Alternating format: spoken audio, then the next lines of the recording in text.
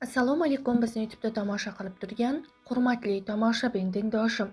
Iltimos, videorolik kengroq tarqalishi, boshqalar ham manfaatdor bo'lishlari uchun o'z hissangizni qo'shgan holda videorolik ostiga bir dona like hamda podpisatsiya tugmachasini bosib qoldirishni unutmang. Bir kishi mast bo'lib ariqqa ag'anab tushdi-yu, o'rnidan qaytib turmadi. Juma kuni tongi edi. Ko'pchilik hayron qoldi. Alkash odam ham muborak juma kuni o'lar ekanda. Mulla ijirg'anib janoza namozini o'qiganidan so'ng ahli jamoaga qarab: "Bu inson orqasidan yomon gapirish bizga farz emas, ammo ibrat bo'lishi uchun biz uni qo'shni qishloqdagi eski qabristonga ko'mamiz. Bizning qabristonda hoji boboyu momolar yotibdi.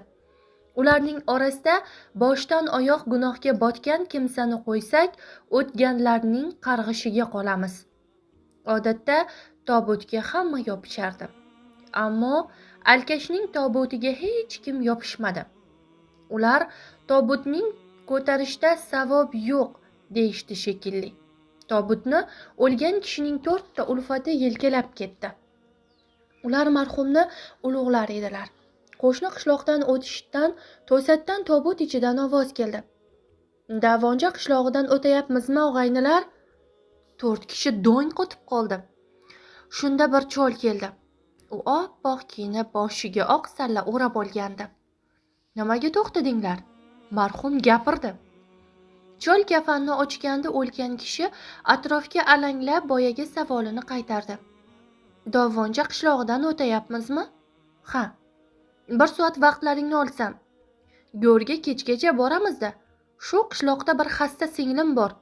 Holidan xabar olay. Har 2 kunda xabar olib turardim. Bugun kelishim kerak edi. O'lib qoldim." Chol jilmaydi. "Men odam suratidagi Azroilman. O'rningdan turda singlingning uyiga bor. Keyin uyingga jo'na. Istaganingcha yasha. Senga jannat naqd." 4 kishi choldan so'radilar: "Jannat naqdmi?" "Ha. Singlisining holidan xabar olib turgan kishiga Xudo jannatni naqd qilib qo'yibdi. U kim bo'lishidan qat'iy nazar. Xulosa o'zingizdan yaxshilar."